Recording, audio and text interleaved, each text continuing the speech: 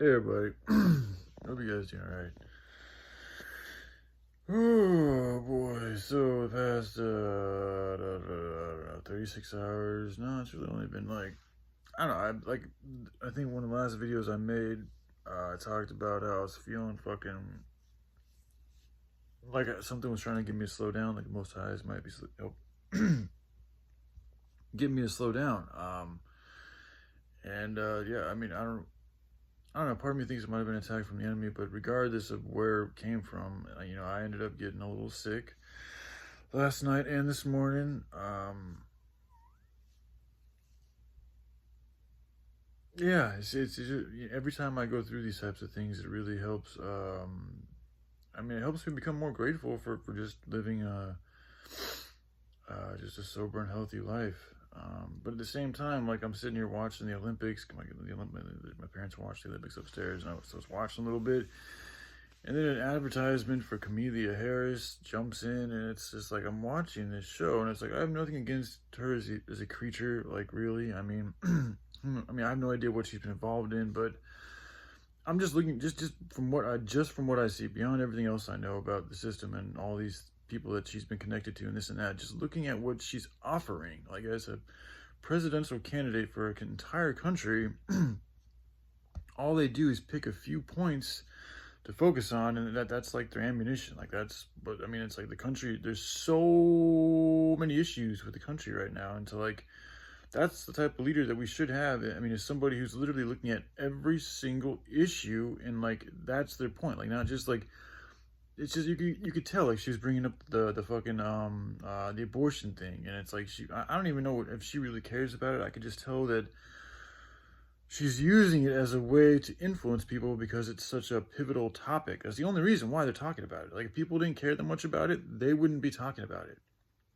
So it's like they're using the people's wishes against them in a sense, and it's also how they gain the people's trust is by fucking speaking about things that the people have shown interest for. That's why they want you doing so many surveys and shit like that, because they need to know what we're thinking and feeling so they can use that against us, because they don't know how to think and feel about these things. To them, they're just like, okay, we just fucking wipe them out and lie to them and do all this type of. They don't have the same type of access to creativity and love and clarity of thought that in these type of areas that we do. So they need us to learn about us in order to manipulate us, because you can't manipulate a subject unless you know the intertwinings of that which can be pulled and manipulated. So anyway, so upon watching that, it came because like the whole time I was getting sick, I'm sitting here and it's like I'm freaking out. Like I'm part of okay. Stress kills the immune system. I've said this before. It really does, and I've been putting a lot of pressure on myself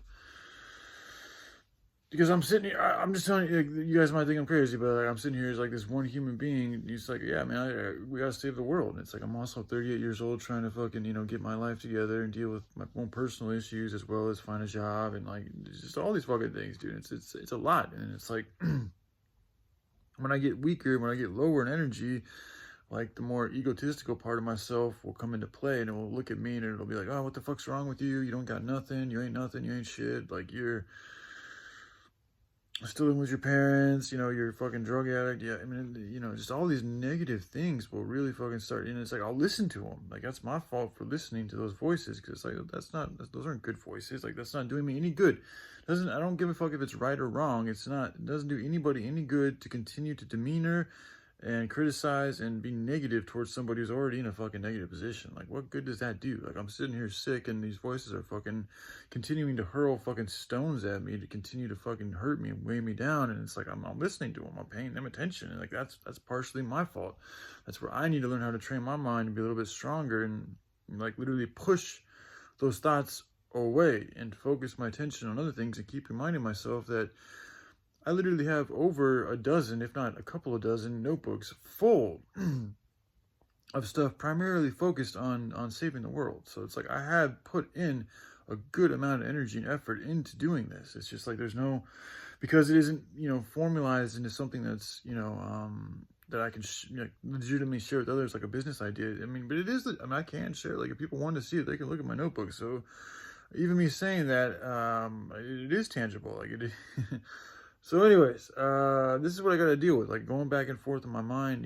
This is also where I think drugs have because I've used drugs for so long, it allows those type of negative thoughts to creep their way in a lot easier, especially when I'm not feeling the best. Like for me, like, if I've said this, like when my energy is low, that's when because what I'm here to do requires a lot of energy. So it's like when I don't have that type of energy, I feel incapable of performing, the duties essentially that I was here to perform. But, at the end of the day, like there's a time and place for everything. So I don't have to be fucking optimally pristine 100% all the fucking time. Like even St. John talked about how a lot of saints, or I don't know if he said a lot of saints, but I know he said from his experience, being somebody of a quote unquote a saint, or just who's dedicated their life primarily to helping out other people.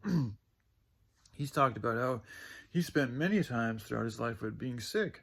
And I think that there is the enemy. I think the enemy most definitely, I feel, does do shit to make people like us become sick, because we're the ones that are countering their evil fucking ways and coming up with potential solutions to solve these fucking evil problems. I mean, that we've conjured up here, what type of way, whether it's just by, consent through volunteering and choosing to buy certain products and going along with the programs, to actually performing the wicked acts individually.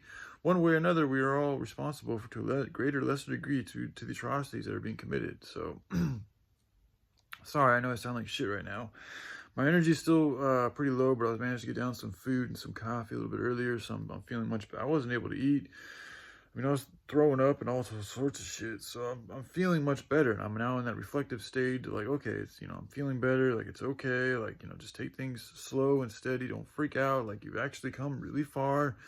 And it's also just reaffirmed, like, we need to break away society. That's essentially where I'm at. It's like, that's the only thing that really gives me hope, like real hope, to continue on. Otherwise, like the 9 to 5, the fucking rat race game, it's like, okay, yeah, it's something you got to do if you want to survive in society. But it's like, life should be more than that. It should be about living a life that you want to live, that you feel good about living, that does good things for the world. And there's no excuse for us not to work on ways to develop that for ourselves and our future. Because the way that the future's looking right now, it's nothing I want to be a part of. It's absolutely nothing I want to be a part of. There's nothing good. The films are getting worse. Like, the people, like, they're losing their raw essence. They're losing their passion. They're losing their love. Like, it's not good. The addictions are an epidemic. The mental sickness, the cancer, it's all getting worse. And it's continuing to get worse. And the only thing that can counter this shit, in my opinion, is the hemp plant, and us breaking away from this sick society and creating a healthy one. It's that simple. Like, it's like, it's not even fun anymore. Like, are people really having fun going out and getting shit-faced, talk about bullshit? Like, is that really even fun? Like, after you've done it a couple times, it gets redundant, it gets old, and then you become into an alcoholic who's not even enjoying what he's spending his time fucking and money doing. And so then it's just miserable in multiple different ways. Or otherwise you become such a workaholic that you just dedicate yourself to working fucking 9 to 5 to get these fucking materialistic goals that you think are going to make yourself happy. And then once you finally get them, you realize you're not happy, because it's not what life is. Human beings are not meant to live materialistically driven lives. We have soul, we have purpose, we have energy, we have love. We're meant to do something that's meaningful.